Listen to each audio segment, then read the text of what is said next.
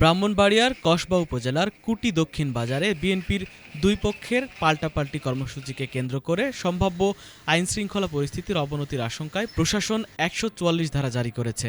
বৃহস্পতিবার দুপুর ২টা থেকে রাত ১২টা পর্যন্ত কুটি দক্ষিণ বাজার ও আশেপাশের এলাকায় এই নিষেধাজ্ঞা কার্যকর থাকবে। স্থানীয় সূত্রে জানা যায়, কুটি ইউনিয়ন বিএনপি ও এর অঙ্গ সহযোগী সংগঠনের ব্যানারে একই স্থান ও সময়ে পৃথক দুটি কর্মসূচির ঘোষণা দেওয়া হয়। এর মধ্যে একটি পক্ষ অর্থ মন্ত্রণালয় সম্পর্কিত সংসদীয় স্থায়ী কমিটির সভাপতি হিসেবে নির্বাচিত হওয়ায় আলহাজ মুশফিকুর রহমান এমপিকে অভিনন্দন জানিয়ে একটি আনন্দ র্যালির আয়োজন করে।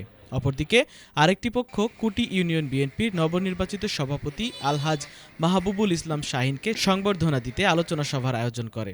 ওই সভায় কসবা উপজেলা বিএনপির সভাপতি ফখর উদ্দিন খান প্রধান অতিথি এবং সাধারণ সম্পাদক শরীফুল হক স্বপনের প্রধান বক্তা হিসেবে উপস্থিত থাকার কথা ছিল।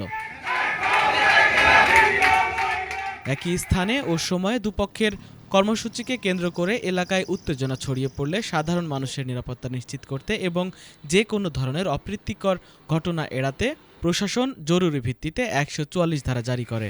এর ফলে ওই এলাকায় সব ধরনের সভা সমাবেশ মিছিল ও গণজামায়াত নিষিদ্ধ করা হয়েছে।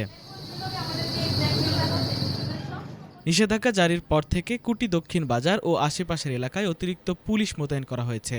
বর্তমানে পরিস্থিতি আইনশৃঙ্খলা বাহিনীর নিয়ন্ত্রণে রয়েছে বলে সংশ্লিষ্ট সূত্র জানিয়েছে। কসবা উপজেলা নির্বাহী কর্মকর্তা সামিউল ইসলাম বলেন, দুপুর ২টা থেকে রাত ১২টা পর্যন্ত কুটি দক্ষিণ বাজার এলাকায় ১৪৪ ধারা জারি থাকবে। পরিস্থিতি স্বাভাবিক রাখতে ঘটনাস্থলে পুলিশ মোতায়েন রয়েছে।